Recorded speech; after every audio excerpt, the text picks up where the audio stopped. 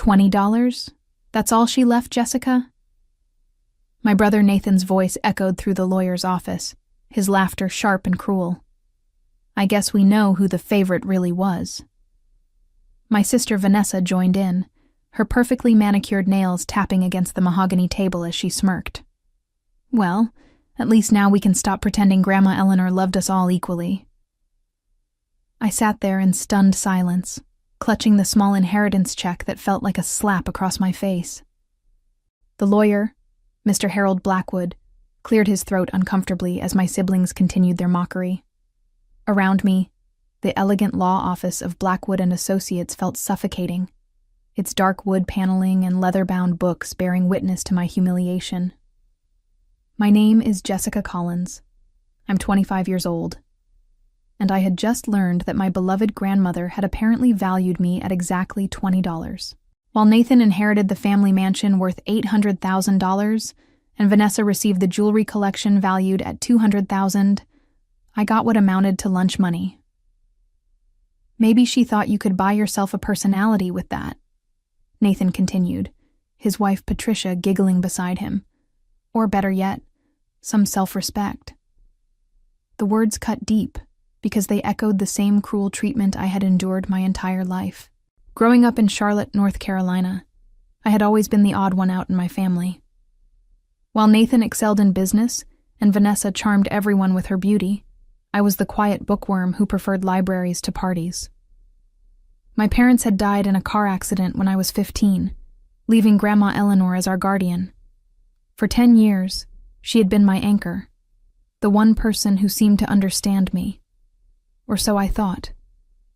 "This is just embarrassing," Vanessa said, flipping her blonde hair over her shoulder.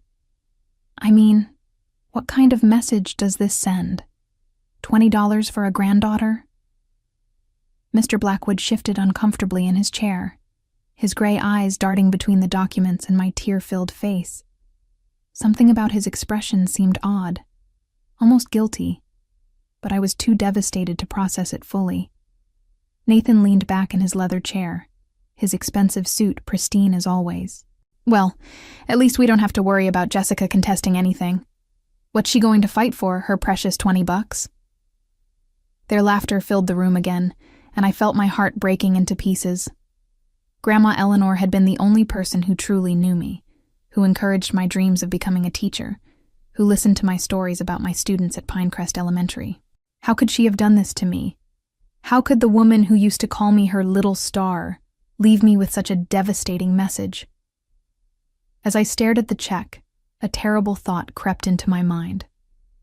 Maybe I really wasn't worth loving after all. The humiliation followed me home to my tiny apartment in the outskirts of Charlotte, where I spent the rest of the evening replaying the scene over and over. My phone buzzed with messages from Nathan and Vanessa, each text more cutting than the last.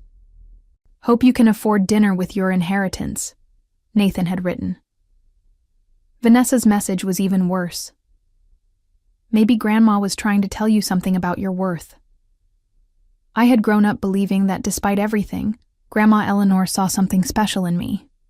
When my parents died, she had stepped in without hesitation, taking 3 grieving children into her sprawling Victorian home on Elm Street. But even then, the favoritism was obvious. Nathan, being the oldest at 32, was groomed to take over the family's textile business, Northspire Textiles. Vanessa, now 28, was lavished with attention for her beauty and social connections. But Grandma Eleanor had always made time for me. We would spend hours in her garden, talking about books and dreams. She encouraged my education, even when Nathan scoffed at my choice to become a teacher. "Money isn't everything, my dear Jessica," she used to say. "Teaching shapes minds and hearts. That's a legacy worth building." Those words felt like lies now. I remembered the last conversation we had, just 2 weeks before her sudden heart attack. She had seemed different, almost urgent. "Jessica, dear, there are things about our family that you need to understand someday. Important things that Nathan and Vanessa don't know." When I asked what she meant, she had simply smiled and said, "All in due time, little star." The phone rang, interrupting my painful memories. It was my best friend Caroline from college. "Jess, I heard about the will reading. Are you okay?" I broke down crying, telling her everything about the $20 and my siblings' cruel laughter. Caroline listened patiently, her voice growing angrier with each detail. "That doesn't sound like your grandmother at all," she said firmly. "The Eleanor I met when I visited always spoke about you with such pride. Remember when you won that teaching award last year? She called me just to brag about you." Her words provided little comfort. The facts were simple. Nathan inherited the mansion and would continue running the family business. Vanessa got the jewelry and would maintain her lifestyle of luxury shopping and charity luncheons. And I got $20, apparently reflecting my true worth in Grandma Eleanor's eyes. That night, I lay in bed staring at the ceiling of my cramped apartment. Teaching supplies scattered around the room I used as a home office. Tomorrow I would have to face my students at Pinecrest Elementary, pretending everything was fine while my world had crumbled. The woman I had loved most in the world had delivered a message that felt like the ultimate betrayal. The next morning brought an unexpected phone call that would change everything. I was grading papers and nursing my third cup of coffee when Mr. Blackwood's voice came through my phone, sounding unusually anxious. "Miss Collins, I need you to come back to my office immediately. There's been a development regarding your grandmother's will." My heart started racing. "What kind of development?" "I'd rather discuss this in person. Can you be here within the hour?" The urgency in his voice scared me, but I agreed to meet him. As I drove back to the law office, my mind raced with possibilities. Had Nathan and Vanessa done something to contest the will? Were they trying to take away even my measly $20?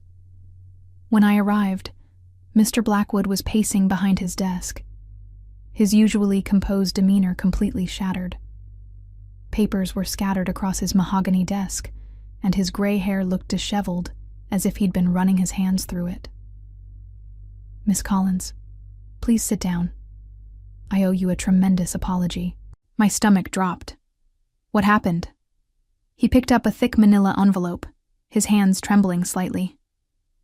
"Yesterday, after you and your siblings left, I was organizing your grandmother's papers when I discovered this hidden in her personal safe deposit box. It's marked, 'For Jessica's eyes only,' and dated just 1 week before her death. The envelope felt heavy in my hands, heavier than $20 had any right to feel. My name was written across the front in Grandma Eleanor's familiar handwriting, along with strict instructions that it should only be opened in Mr. Blackwood's presence. "Your grandmother was very specific about the timing of this," he explained, adjusting his wire-rimmed glasses nervously. "The public will reading was to happen first, followed by this private meeting. She wanted your siblings to reveal their true characters before you learned the truth." My hands shook as I broke the wax seal. Inside was a letter written in Grandma Eleanor's careful script, along with several legal documents that made my head spin. As I read her words, the room seemed to tilt on its axis. "My dearest Jessica," the letter began. "If you're reading this, then you've endured the public humiliation I orchestrated. I know this seems cruel, but I needed you to see Nathan and Vanessa's true nature without any pretense. The $20 was symbolic, my little star, representing the very first money I ever earned as a young woman. It was never about the amount." The letter continued to explain that the real inheritance was far more complex. Hidden trusts, secret investments, and family assets that neither Nathan nor Vanessa knew existed. Grandma Eleanor had been playing a much longer game than any of us realized. Mr. Blackwood watched my face as understanding dawned. "Miss Collins, your grandmother was a remarkably clever woman. She wanted to ensure her true legacy went to the person who would honor it properly." As I continued reading, one phrase stood out above all others. "Everything else is yours, my dear Jessica. Nathan and Vanessa have shown you exactly who they are. Now it's time for them to learn who you really are." The documents in front of me revealed a truth so staggering that I had to read them 3 times before my mind could process what I was seeing. Grandma Eleanor hadn't just left me $20. She had left me everything that truly mattered, hidden behind a web of legal maneuvers that had taken her years to construct. Your grandmother established multiple trust funds starting 20 years ago, Mr. Blackwood explained, spreading the papers across his desk. The mansion your brother inherited? It comes with a massive mortgage and tax burden that will bankrupt him within 2 years. The jewelry your sister received? Mostly convincing replicas. The real pieces are in a safety deposit box registered to you. My head was spinning. But how is that possible? Nathan's been managing the family business for years. Under your grandmother's supervision, yes. But the actual ownership of Northspire Textiles was transferred to a trust in your name 5 years ago. Nathan has been essentially managing your company, though he doesn't know it yet. The letter from Grandma Eleanor explained everything in her precise handwriting. She had watched Nathan grow increasingly arrogant and money-obsessed after college, treating employees poorly and making decisions based solely on profit. Vanessa had become shallow and materialistic, burning through money on designer clothes and luxury vacations without any thought for the future. But you, my little star, the letter continued, remained kind despite how they treated you. You chose a profession that serves others rather than yourself. You've lived modestly and saved your money, never asking me for financial help even when I knew you were struggling. You are the granddaughter I can trust with the family legacy. Mr. Blackwood pulled out another set of documents. There's more, Miss Collins. Your grandmother also owned significant real estate investments across Charlotte, including the building where your school is located. She's been anonymously donating to education charities for decades. All of this now belongs to you, with a total estimated value of $4.2 million. I felt dizzy. $4.2 million. Yesterday, I was a struggling elementary school teacher living paycheck to paycheck, and today I was a millionaire. But the money wasn't what shocked me most. It was the realization that Grandma Eleanor had been testing all of us, watching and waiting to see who we really were when we thought no one was looking. There's one final component, Mr. Blackwood said, his voice growing serious. Your grandmother requested that Nathan and Vanessa be informed of the true situation exactly 48 hours after the initial will reading. She wanted them to have time to show their true colors before learning about their mistake. My phone had been buzzing all morning with messages from my siblings. Nathan had already started making plans to sell the mansion and expand the business. Vanessa was posting pictures on social media of herself, wearing what she thought were priceless family heirlooms. They had no idea they were living in a house of cards that was about to collapse. What happens now? I asked, my voice barely above a whisper. Now, Miss Collins, you decide what kind of person you want to be. Your grandmother has given you the power to either help your siblings or let them face the consequences of their choices. The mansion comes with a $300,000 mortgage that Nathan can't afford on his salary. Vanessa's jewelry is worth maybe $5,000 total. Without the income from the textile business they think they own, they'll both be in serious financial trouble within months. As I sat there processing this information, I thought about Nathan's cruel laughter and Vanessa's cutting remarks. They had shown me exactly how they felt about me when they thought I was powerless. Now the tables had turned completely, and they had no idea what was coming. That evening, I drove past the family mansion on Elm Street, watching Nathan and Patricia through the large windows as they celebrated their inheritance with expensive wine. They had no idea that the mortgage payments would start coming due next month, or that the property taxes alone would consume most of Nathan's salary from what he thought was his textile company. The cruel irony wasn't lost on me. For years, Nathan had mocked my choice to live in a modest apartment while he enjoyed the luxuries of the family home. He had made jokes about my poor teacher's salary and suggested I should have chosen a more practical career. Now I owned assets worth millions, while he was drowning in debt he didn't even know existed. Vanessa had invited me to lunch the next day, probably planning to gloat about her jewelry inheritance. I accepted, curious to see how far she would push her advantage. We met at Magnolia Bistro, an upscale restaurant in the heart of Charlotte, where Vanessa loved to be seen. Jessica, darling, she said with fake sweetness, her wrist dripping with what she believed were priceless family diamonds. I know yesterday was hard for you, but perhaps Grandma Eleanor was trying to teach you about your place in the family. I sipped my coffee calmly, watching her perform. The jewelry she was wearing so proudly was worth less than my monthly rent, but she had no idea. The real family diamonds were sitting in a safety deposit box that only I could access. You know, Vanessa continued, admiring her reflection in the restaurant window. Nathan and I were thinking, since you obviously can't afford to visit the family plot to pay respects to Grandma Eleanor, we'd be happy to go on your behalf. For a small fee, of course. Say, $20? She laughed at her own cruel joke. That's very generous of you, I replied, keeping my voice steady. Inside, I was documenting every word, every sneer, every demonstration of the callousness that Grandma Eleanor had wanted me to witness. Nathan called me that afternoon, his voice full of false concern. Jessica, I've been thinking about your situation. $20 isn't much to start a new life with. If you need help, maybe I could offer you a job at the textile factory. Nothing fancy, mind you. Maybe packaging or cleaning. Something more suited to your, skill level. The condescension in his voice was breathtaking. He was offering me a minimum wage job at my own company, completely unaware that he was essentially an employee who could be fired at any moment. I'll think about it, I told him, biting back the urge to reveal the truth right then and there. That night, I met with Mr. Blackwood again to finalize the paperwork. Tomorrow would mark exactly 48 hours since the will reading, which meant it was time for Nathan and Vanessa to learn the truth. But I had been thinking about Grandma Eleanor's final test, and I realized there was one more lesson she wanted me to learn. Mr. Blackwood, I said as we reviewed the documents, I want to modify the approach slightly. Instead of just telling them the truth, I want to give them one final chance to show who they really are. He raised an eyebrow. What did you have in mind? I want to call a family meeting.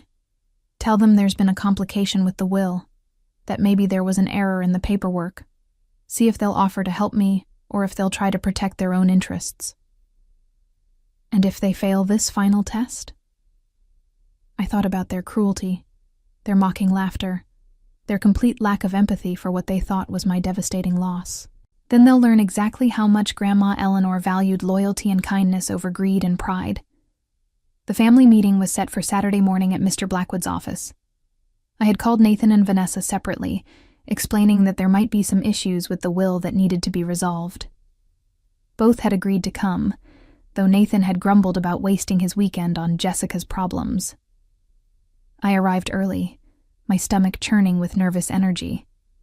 Mr. Blackwood had prepared 2 sets of documents, the real ones showing my inheritance, and a fake set suggesting there had been an error that might invalidate parts of the will. We wanted to see how my siblings would react if they thought their inheritances might be at risk. Nathan arrived first, strutting into the office like he owned it.